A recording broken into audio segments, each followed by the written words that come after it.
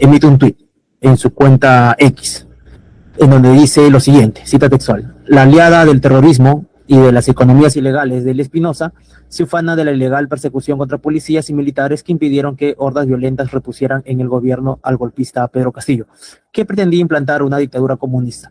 Esa persecución debe terminar y los delincuentes y sus aliados ir a prisión. Entonces, de ahí se concluye que el señor Fernando Robles Capurro atribuye a Delia Espinosa Valenzuela la condición de aliada del terrorismo y de las economías ilegales. Luego vamos a ver si eso está dentro de la libertad de expresión o escapa al margen de la libertad de expresión. Posteriormente, con fecha 10 de julio del año 2025, se vuelve a emitir otro post en la cuenta social X, que dice lo siguiente, cita textual: la fiscal que me ha denunciado por decirlo evidente, se reúne con mártires y víctimas, respaldando a los que asaltaron aeropuertos, quemaron comisarías y locales judiciales y fiscales, bloquearon carreteras y asesinaron militares y policías. Entonces, de eso se puede concluir que el señor Fernando Robledo Capurro afirma que mi defendida respalda acciones delictivas y toma partido por los violentos. ¿Qué más? El 29 de septiembre del año 2025, se vuelve a emitir otro post. 20 de septiembre. Sí, el 20 de septiembre del año 2025 se vuelve a emitir otro post. Igual, en la cuenta social X, que dice: la última de la proterrorista Delia Espinosa, ha fusionado las numerosas fiscalías dedicadas exclusivamente a perseguir a militares y policías con las muy debilitadas fiscalías antiterrorismo para proteger el terrorismo. Entonces se observa que el señor Fernando Rospigliosi Capurro califica a la doctora Delia Espinosa Valenzuela como proterrorista. El 17 de enero del año 2026, en la cuenta social X nuevamente, el señor Fernando Rospigliosi Capurro emite otro post que dice lo siguiente: se acabó, la Junta Nacional de Justicia destituyó a Delia Espinosa, una desquiciada que ocupó la Fiscalía de la Nación solamente porque obedecía servilmente los dictados de la mafia caviar. Van cayendo. Se observa entonces pues que el señor Fernando Robles Capurro atribuye a Delia Espinosa la condición de desquiciada y además que obedecía órdenes de una supuesta mafia caviar. Eso en lo que respecta a las redes sociales. El 18 de septiembre del año 25, el señor Fernando Robles Capurro aparece en diversos canales, en específico en el canal N, en el programa 24 horas del Panamericana Televisión y en el canal Willax. Con respecto al canal N, emite o realiza la siguiente expresión: lo he dicho en varias oportunidades y creo que esta denuncia que ha presentado hoy día Delia Espinosa confirma una cosa: esta señora está desquiciada. Lo dice en canal N. Se observa pues que atribuye a mi defendida la condición de desquiciada. Y en el programa 24 horas también se observa eso. Esa señora está desquiciada, lo dice en una conferencia de prensa. Y en el programa Willax, en específico en la entrevista con Milagros Leiva, de la fecha 18 de septiembre del año 25, dice lo siguiente el señor Fernando Robles Capurro: sin duda, está desquiciada. Eso creo que ya es axiomático a esas alturas. Esa señora es pro-terrorista y pro-delincuencia. Lo he dicho varias veces y lo repito ahora. Entonces observa que el señor Fernando Robles Capurro a mi defendida le atribuye la condición de desquiciada y pro-terrorista y pro-delincuencia. ¿Qué es lo que dice la Constitución al respecto? Lo voy a pasar este tema rápido porque creo que no es un punto controvertido. El artículo 93 señala que los congresistas, senadores y diputados no son responsables ante autoridad ni órgano jurisdiccional alguno por las opiniones o votos que emiten en el ejercicio de sus funciones. Y ese término de ejercicio de sus funciones lo es desarrollado por el Tribunal Constitucional en la sentencia 26/2006, proceso de inconstitucionalidad. Fundamento jurídico 2. La inviolabilidad de votos y opiniones de los congresistas no podrán tener amparo las declaraciones ante los medios de comunicación respecto de temas de la realidad nacional, proclamación que inclusive puede ser realizado dentro del recinto parlamentario. Lo que quiere decir el TC es que si bien a los congresistas no pueden ser o no responden ante una autoridad por las opiniones que emiten, esas opiniones para que se dé eso tienen que ser dentro de sus funciones. Y el mismo TC se dice que cuando el congresista realiza declaraciones en los medios de comunicación, no está en cumplimiento de sus funciones. Por lo tanto, eso no está protegido por el artículo 93 de la Constitución, que insisto, no es un hecho controvertido. Entonces puede concluir lo que lo acabo de decir, ¿no? Que las expresiones proferidas por el señor Fernando Rospigliosi Capurro no se encuentran amparadas por el artículo 93 de la Constitución, puesto que fueron emitidas fuera del ejercicio de sus funciones congresales. Recordemos que fueron emitidos a través de su red social y también fueron emitidos a través de una conferencia de prensa. Y voy a hacer una distinción entre lo que es una opinión y es una afirmación, para saber si es que, o entrar a analizar luego, si es que las expresiones del señor Fernando Rospigliosi Capurro son o no son afirmaciones, son o no son opiniones. Las opiniones, según la Real Academia, son juicios o valoraciones que se forman una persona respecto a algo o a alguien. Y el Tribunal Constitucional, en la sentencia 905-2001, proceso de amparo, en sus fundamentos jurídicos 9, dice lo siguiente: por su propia naturaleza, los juicios de valor, las opiniones, los pensamientos o las ideas de cada persona pueden tener, son de naturaleza estrictamente subjetivas. O sea, las opiniones son subjetivas, quedan claro. Y por lo tanto no pueden ser sometidos a un test de veracidad. Las opiniones no son sometidas a un test de veracidad porque están en el foro interno. A diferencia de lo que sucede con hechos noticiosos, que por su misma naturaleza de datos subjetivos y son contrastables. Hay una diferencia respecto a lo que son opiniones, lo que no son opiniones. Las opiniones son subjetivas y por lo tanto no son corroborables. Entonces, aquello que es corroborable es una afirmación, un hecho noticioso. Entonces, ¿qué es lo que se concluye de eso? O mejor dicho, vamos a entrar a detallar lo que es una afirmación. Ya dejamos en claro lo que es una opinión, es un juicio de valor, es subjetivo, no es corroborable. Según la RAE, la afirmación es asegurar o dar por cierto algo, lo dice la Real Academia Española. Y el Tribunal Constitucional, en la sentencia 905-2001, en el Fundamento Jurídico 9, dice: la libertad de información, en cambio, garantiza un complejo haz de libertades que comprende las libertades de buscar, recibir, difundir informaciones de toda índola verazmente. Cuando se infunde informaciones y esas informaciones son contrastables, esas informaciones son afirmaciones, ya dejan de ser opiniones. Veamos. La primera expresión es la aliada del terrorismo y de las economías ilegales de Espinosa. Se ufana de la ilegal persecución contra policías. Vamos a ver si es una opinión o es una afirmación. Nos preguntamos, en esta expresión de aliada del terrorismo y las economías ilegales, ¿se emite un juicio de valor? ¿Se dice si es bueno, es malo, si es perjudicial, si no es perjudicial? Podemos concluir que no se emite un juicio de valor. No se califica ni de manera positiva o negativa alguna cualidad de Delio Espinosa Valenzuela. No se emite un juicio de valor. ¿Son hechos verificables? Sería la segunda pregunta. La respuesta es sí. A través de en la expresión aliada del terrorismo y de las economías ilegales, admite corroboración o también admite refutación a través de un análisis verificativo de los hechos, tal vez con información previa, tal vez con información de repente de inteligencia, tal vez con información documental, admite la verificación de esas expresiones. Entonces, esas expresiones, como no tienen un juicio de valor y son verificables, entonces, si no tienen un juicio de valor, entonces no son opiniones. Si son verificables, entonces son afirmaciones. Entonces llego a la conclusión que la frase citada no constituye opiniones, sino afirmaciones, puesto que no expresan un juicio de valor y se encuentran vinculados a hechos susceptibles de verificación.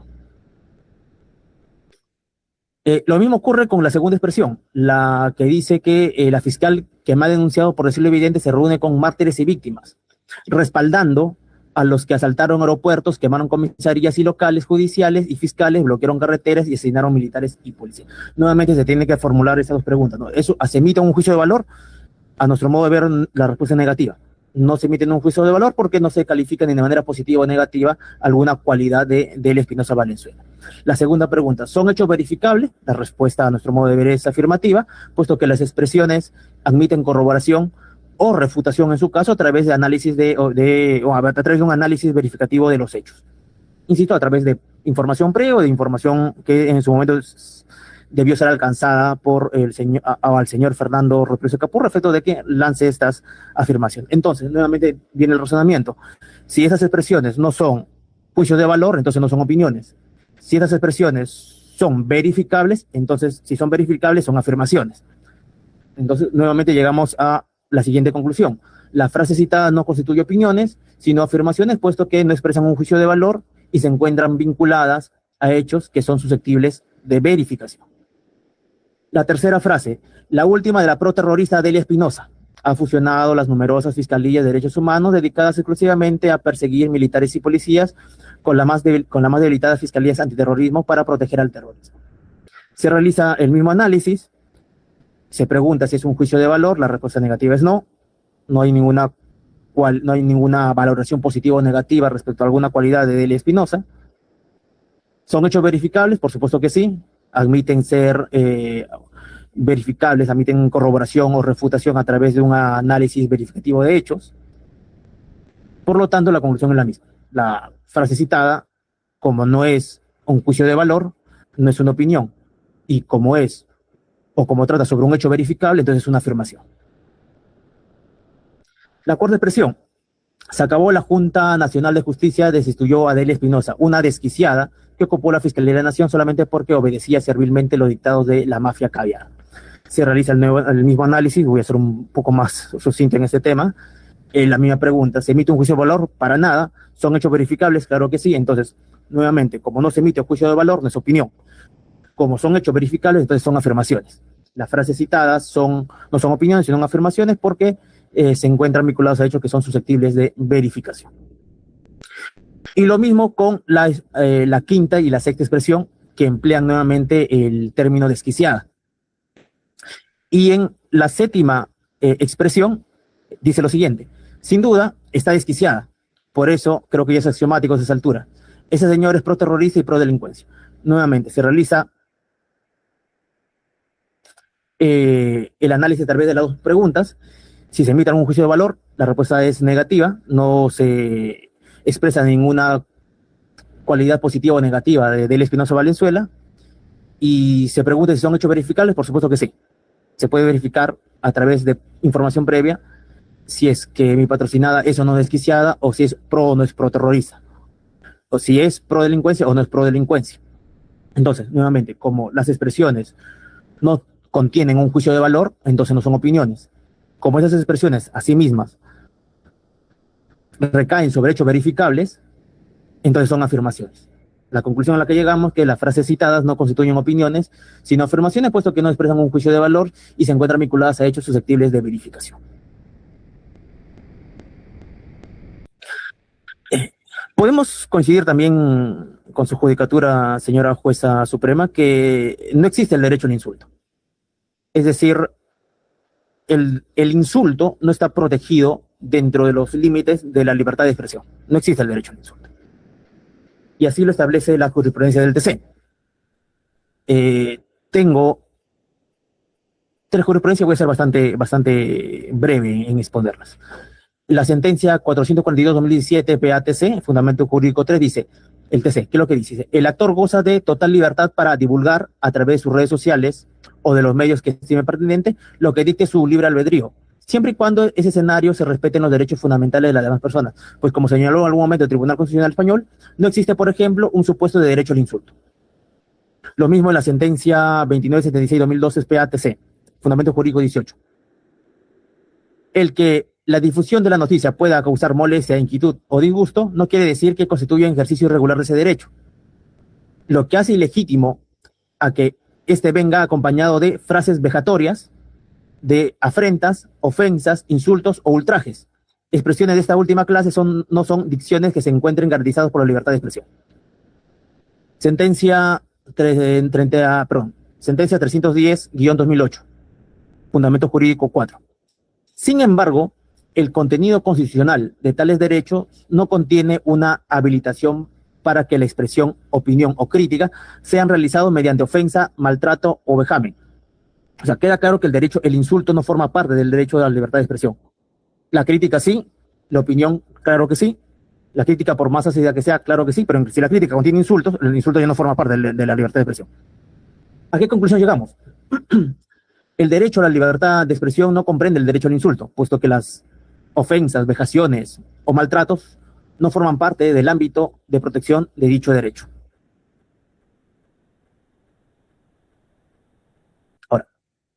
Tenemos un acuerdo plenario, el 3/2006. En su fundamento jurídico 11 dice lo siguiente: no están amparadas las frases objetivamente o formalmente injuriosas, los insultos o las insinuaciones insidiosas y vejaciones, con independencia de la verdad.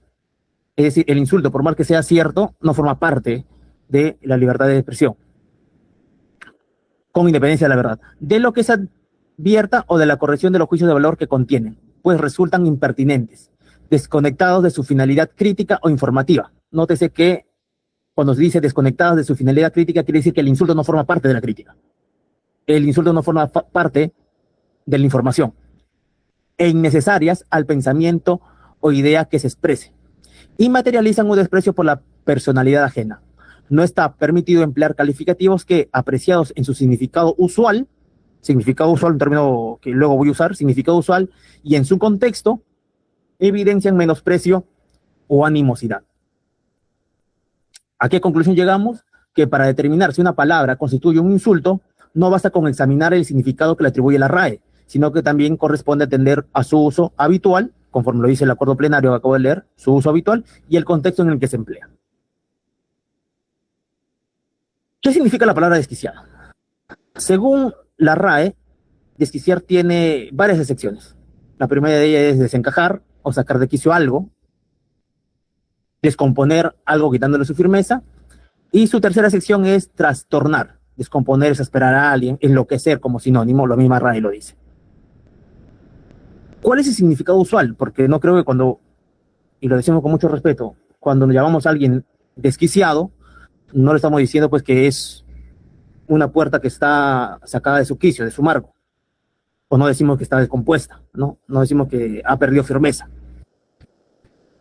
¿Qué decimos o qué significa cuando llamamos a alguien desquiciado?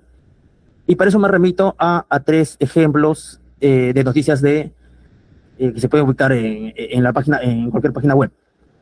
Dice, según el diario El Nuevo Geral, estoy desquiciado por volver al ring. El tren de Cuba asegura que este 2026 pelea con seguridad. Es un título de este diario.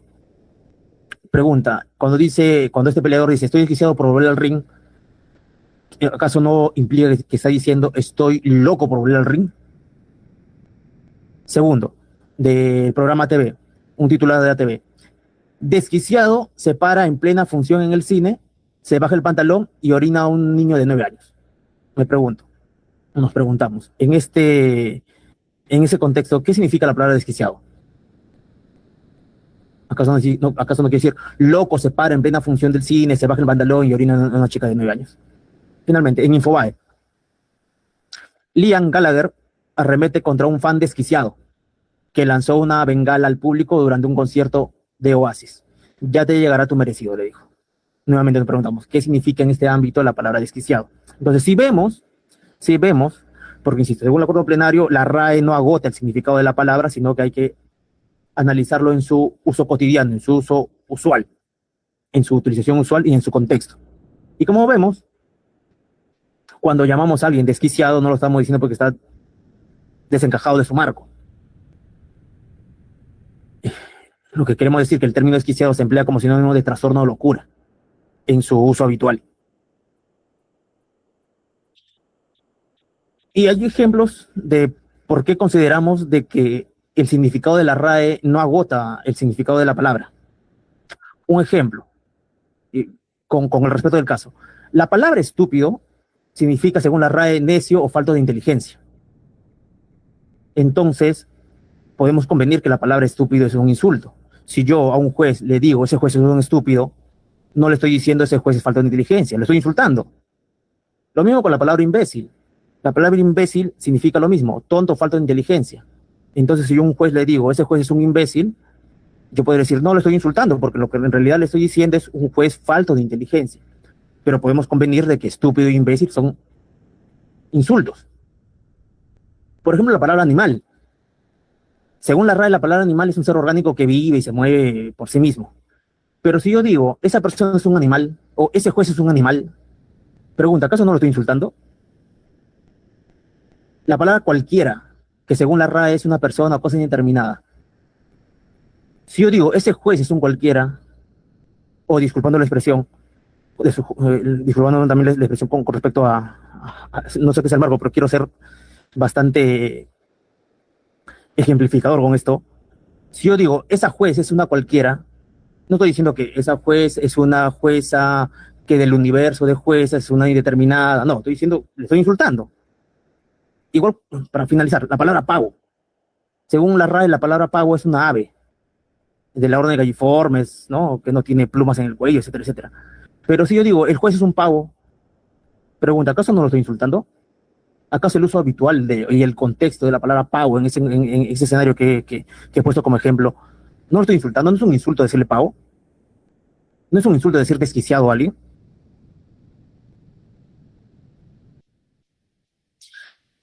Veamos. El recurso nulidad 1102-2019 Lima, Fundamento Jurídico 5, dice lo siguiente. Afirmar sin más que, como persona, se es corrupto y una basura es una ofensa manifiesta por Mario. O sea, llamar a alguien corrupto es una ofensa. Hacer una ofensa es un insulto. Hacer un insulto está fuera del margen de la libertad de expresión. Y recordemos pues que es cierto, el funcionario del Estado, y más aún los funcionarios de alto rango, tienen el deber de tolerar la crítica. Pero la ofensa, el insulto no es crítica. Basta con que sea un insulto para que escape del margen de la crítica, escape del margen o del ámbito de la libertad de expresión y no sea protegido por esto. Llamar a alguien corrupto, según este recurso de nulidad, es una ofensa, es un insulto. Recurso de nulidad 724-2005, Lima, Fundamento Jurídico 4. Es evidente que las expresiones proferidas por el imputado son ostensiblemente ofensivas, pues califican expresamente al querellante como coimero e indican que cometió una conducta indebida, ética y socialmente reprobable, de apoderarse de una determinada cantidad de dinero. En pocas palabras, llamar a alguien coimero es un insulto. Nos preguntamos, ¿llamar a alguien pro terrorista no es un insulto acaso? ¿Llamar a alguien pro delincuente no es un insulto acaso? Tenemos una jurisprudencia de España, la 430/2022, Fundamento Jurídico 1. No es calumnia, en principio, llamar a otra persona estafador o ladrón, sin perjuicio de que podamos estar ante unas injurias, ofensas o ultrajes. Ofensas o ultrajes. Llamar a alguien estafador, llamar a alguien ladrón, nuevamente es un insulto. ¿Qué conclusión llegamos? Calificar a una persona como corrupto, coimero, estafador, ladrón, según la jurisprudencia que hemos visto, constituye una ofensa y por lo ende un insulto. En esa misma línea, en ese mismo sentido, atribuir a Delia Espinosa Valenzuela expresiones como aliada del terrorismo, aliada de economías ilegales, pro-terrorista, pro-delincuencia, también configuran un insulto. Tales manifestaciones se sitúan fuera del ámbito de protección del derecho a la libertad de expresión. Porque recordemos, y vuelvo a insistir, Delia Espinosa Valenzuela tiene, como funcionaria, como fiscal de la Nación, ¿tenía el deber de tolerar la crítica? Por supuesto que sí. Pero los insultos no forman parte de la crítica. Y los insultos están fuera de la crítica y están fuera del ámbito de protección de la libertad de expresión. Y según nuestro parecer, según nuestras consideraciones, las expresiones emitidas por el señor Fernando Robledo Capurro, entiéndase, aliada del terrorismo, aliada de economías ilegales, pro-terrorista, pro-delincuencia, no constituyen críticas, sino constituyen insultos, conforme a la jurisprudencia que acabamos de ver.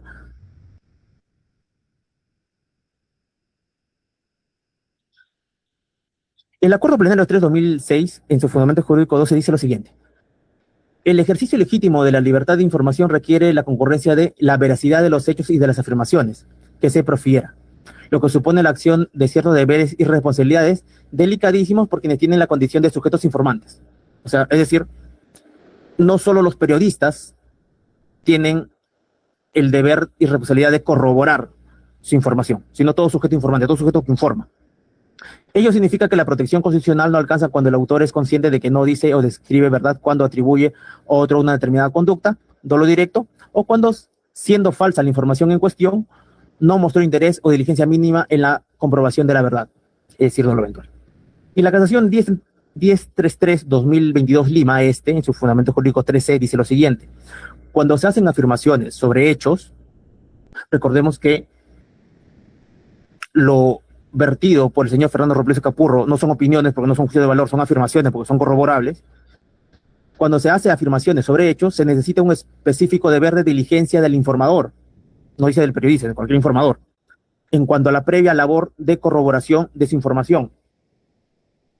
Lo narrado ha de estar diligentemente contrastado, de suerte que solo se castigarán las imputaciones falsas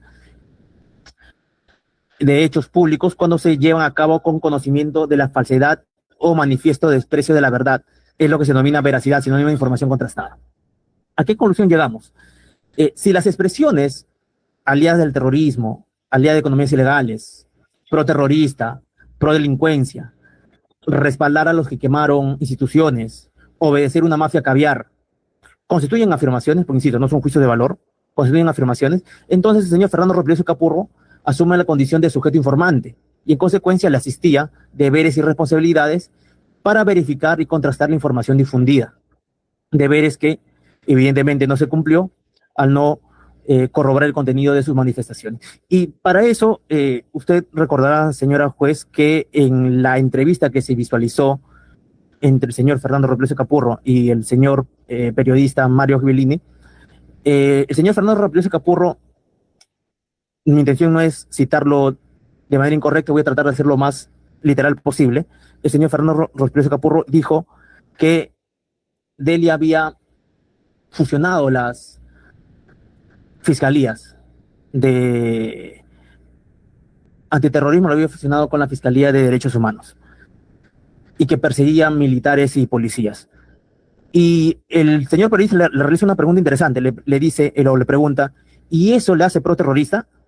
Y nótese usted que el señor Fernando Ropiloso, le digo con mucho respeto, no responde esa pregunta. No responde esa pregunta.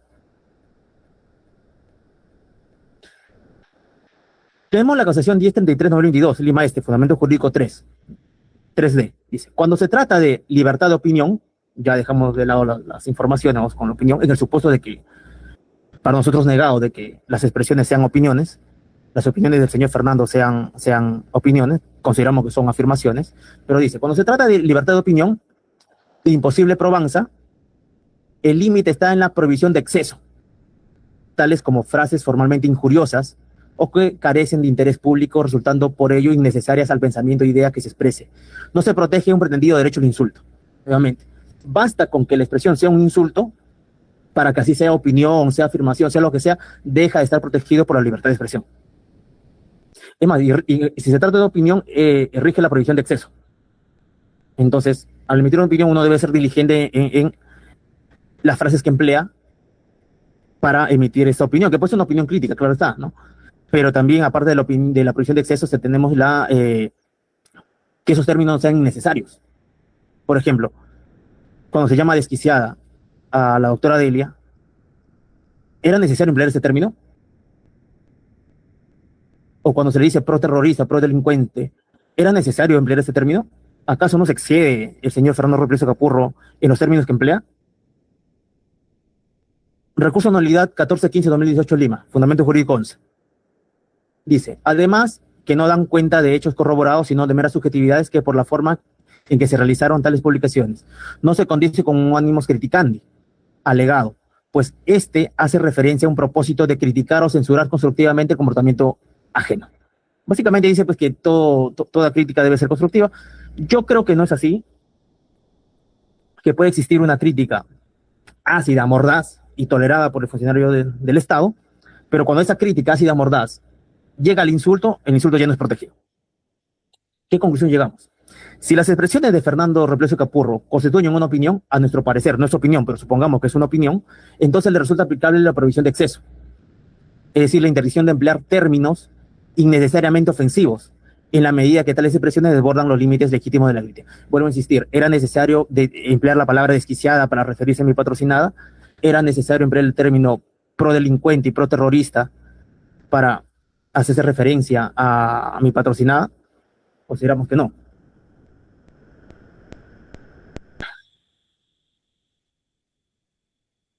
Tenemos finalmente el recurso de nulidad 1358-2018 Lima, Fundamento Jurídico 11.2 y 12, que hace referencia al daño moral. Dice, no se necesita estar especificado en los hechos probados cuando influye de manera directa y natural el relato histórico, o sea, cuando es evidente. O sea, si alguien insulta a una persona, es evidente que lo ofende. Entonces, si lo ofende, es evidente que daña su honor. pudiendo contrastarse un sufrimiento, un sentimiento de su dignidad lastimada o vejada, susceptible de valoración pecuniaria. Para la apreciación del daño moral, no es preciso que el mismo se concrete en determinadas alteraciones patológicas o psicológicas. Es decir, para acreditar mi daño moral no necesariamente necesito una prueba psicológica o sufrir alteraciones psicológicas o patológicas, siendo que es valorable a tal efecto el menoscabo de la dignidad. O sea, basta con el menoscabo de la dignidad para acreditar que ha existido una lesión al honor o la reputación de mi patrocinada. El monto de la indemnización debe ser valorado en función de la forma o circunstancias en que se dieron los hechos. Pregunta, ¿cómo se dieron los hechos? ¿Se dieron a través de un medio de comunicación? ¿Se dieron a través de una red social que, como la judicatura pudo ver, tuvo más de 200 comentarios? Alguno de ellos alcanzó más de 40.000 visualizaciones y más de 300 veces compartidas. El contexto en el cual estos tuvieron lugar, el grado de afectación de la víctima de la víctima en los marcos de un programa de televisión. Es claro que la reiteración de ofensas públicas, recordemos que en este caso es un delito continuado, o sea, no fue una vez que el señor Fernando Robledo Capurro empleó los términos, a nuestro modo de ver, ofensivos, sino que fue repetido a lo largo de varios días, de varias semanas. Es claro que la reiteración de ofensas públicas a través de un medio de comunicación social dirigidas a la conducta de la víctima en relación con su trabajo y las personas que a ella se vincula genera un daño moral de una entidad relevante. Más aún si esa persona en su ámbito laboral depende de mucho de su línea de conducta social y sus relaciones con colegas, como en el caso pues de una fiscal de la nación.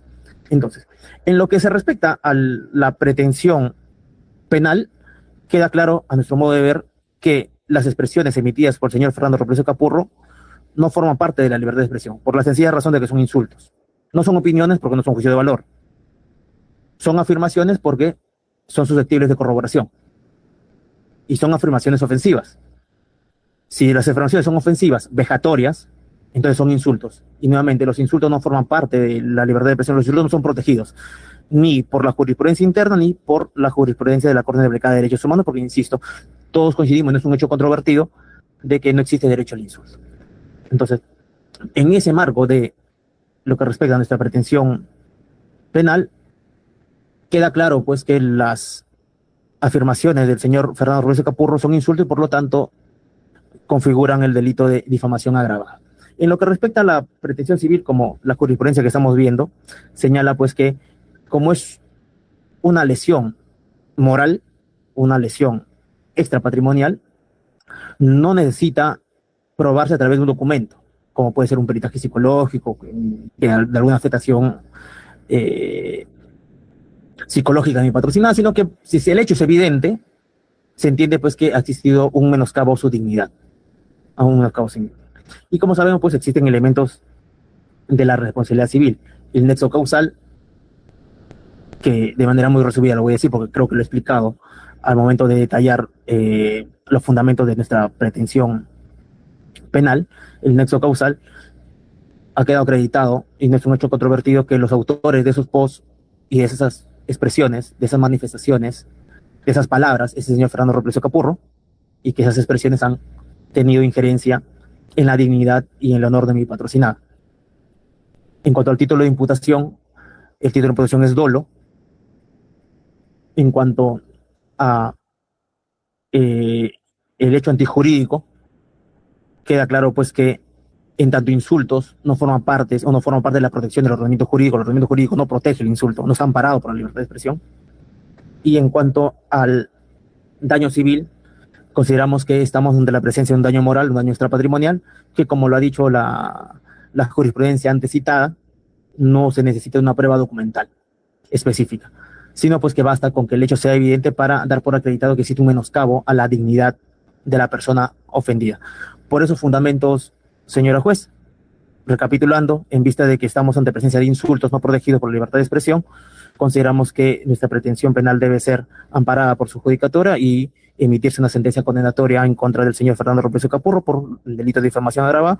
Y en lo que respecta a nuestra pretensión civil, conforme al recurso de nulidad que he expuesto, se encuentra acreditado también el menoscabo a la dignidad, a la reputación y al honor de la doctora Adela Espinosa Valenzuela, y por lo tanto hemos fijado el monto de la reparación civil en 1 millón de soles, los cuales, como se ha comprometido mi patrocinada El Espinosa, y también como hemos sentado por escrito, serán, en caso sea declarada amparada nuestra pretensión civil, serán donadas íntegramente al Instituto de Enfermedades Neoplásicas, a la sección de niños y adolescentes para todo lo que necesiten estas personas. He concluido con mis alegatos de clausura, señora juez suprema. Le agradezco por los minutos que usted me ha brindado. Gracias. ¿Puede ocuparse de la pena, señor doctor Huerta?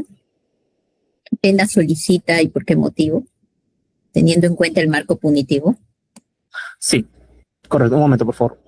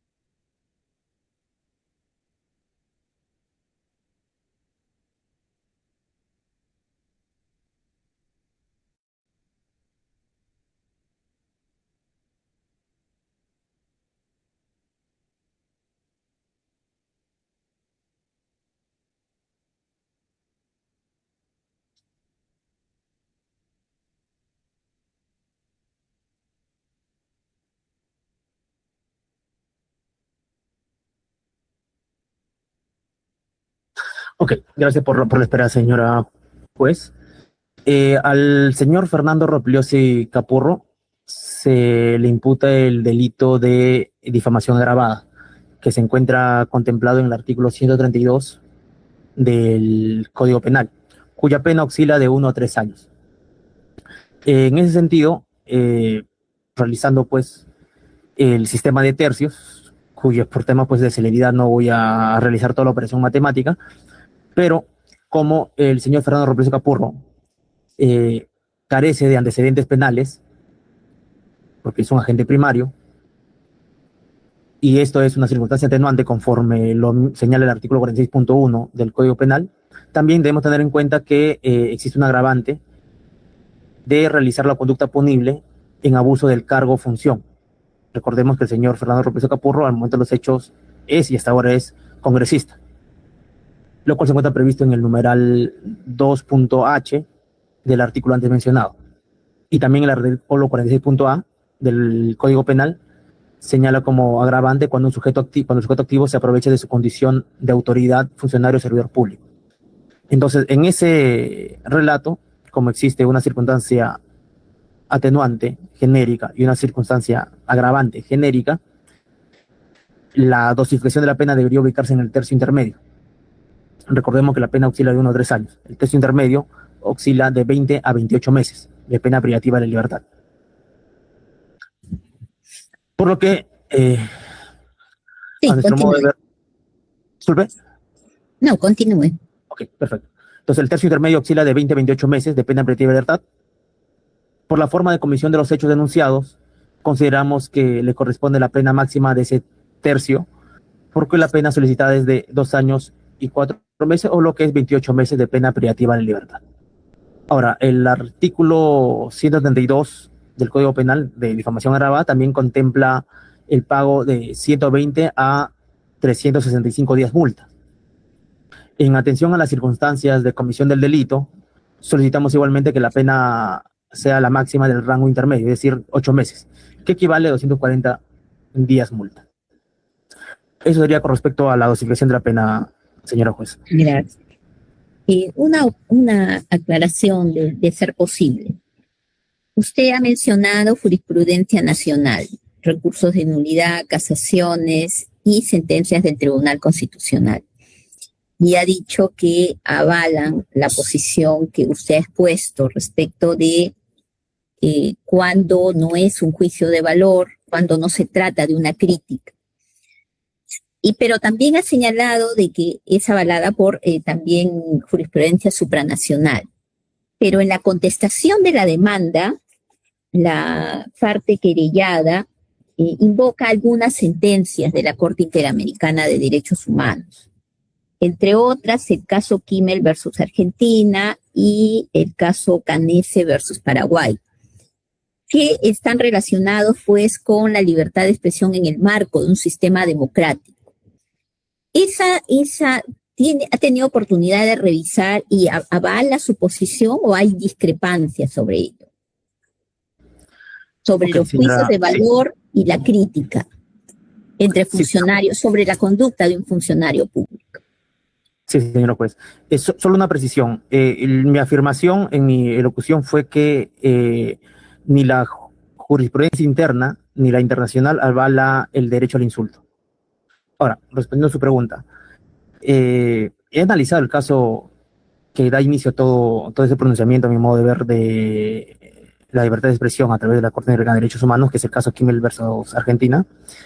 Y si nos percatamos cuáles son los hechos, porque generalmente lo que ocurre es que determinada persona es condenada por difamación a través de las leyes internas de determinado país y se acude a la protección de la Corte Interamericana de Derechos Humanos, la CIDH realiza el análisis correspondiente. En el caso Kimmel, Argentina, si se visualiza cuáles son los hechos por los cuales esta persona ha sido condenada, indebidamente condenada por difamación, se podrá observar, insisto, a nuestro modo de ver, que los hechos sí forman parte del derecho a la crítica. Disculpe, por una sencilla razón. Por favor, con las cámaras encendidas, estamos en audiencia. Señorita especialista, gracias. El señor Rospigliosi. Es una exigencia del Poder Judicial. Todas las partes que intervienen en una audiencia con las cámaras encendidas. Gracias, muy amable. Continúe, doctor. Sí, gracias, señora juez. Recapitulo. En el caso Kimmel contra Argentina, que es hasta donde recuerdo el caso que da inicio a los pronunciamientos de la CIDH sobre la libertad de expresión, ¿qué es lo que ocurre por lo general? Ocurre que una persona, a través de las leyes internas de determinado país, es condenado por difamación y acude para la protección de sus derechos a la CIDH, y la CIDH se pronuncia sobre ese escenario. En el caso Kimmel, Argentina, si se lee cuáles fueron los hechos que ameritaron la injusta condena por difamación, se puede observar que esos hechos, porque es la publicación de un libro, esos hechos forman parte del derecho a la crítica, justamente porque la crítica, hacer una opinión, está enmarcada con dos cotos. El primero de ellos es la prohibición de exceso y el segundo de ello es expresiones innecesarias, expresiones ofensivas innecesarias. Y se lee, pues, el extracto del libro que supuestamente fue objeto de condena por difamación. Se observa que es una expresión o una opinión crítica que no es ni ofensiva, que emplea términos estrictamente necesarios para la crítica, y tercero, que no son excesivas. Por lo tanto, se cumple con los parámetros que nuestra jurisprudencia establece sobre lo que es la crítica. Hay una prohibición de exceso y la necesariedad de los términos empleados, a efectos de que las ofensas no recaigan en insultos. No sé si logré absolver la pregunta. El contexto es distinto, ¿no? El contexto que da lugar a esos hechos. Por eso usted concluye de que no resultan pues sanciones. Exacto, el contexto es distinto, porque el señor Kimmel, al publicar su libro, no insulta, emite una opinión crítica. Bien, gracias, señor abogado. Hemos concluido con sus alegatos. Vamos a suspender la audiencia en este estadio y vamos a continuar el día 24 a las 2 de la tarde para continuar con los alegatos de la defensa del querellado. ¿El querellado va a hacer uso de su defensa material, doctor Abanto? Probablemente sí, su señoría. Bien. Entonces quedan notificados en este momento bajo los mismos apercibimientos por los cuales han sido convocados a este juicio. Tengan ustedes muy buenas tardes. Sí, su señoría, antes de levantar 24 o 2 de la tarde, dijo, ¿no? Sí, 24, 2 de la tarde. Gracias. Seguramente una hora nos llevará o menos. Bien, Tal vez. gracias. Tengan buenas Gracias. tardes. Buenas Que tenga tardes. buenas tardes, señora juez. Buenas tardes, Hasta luego.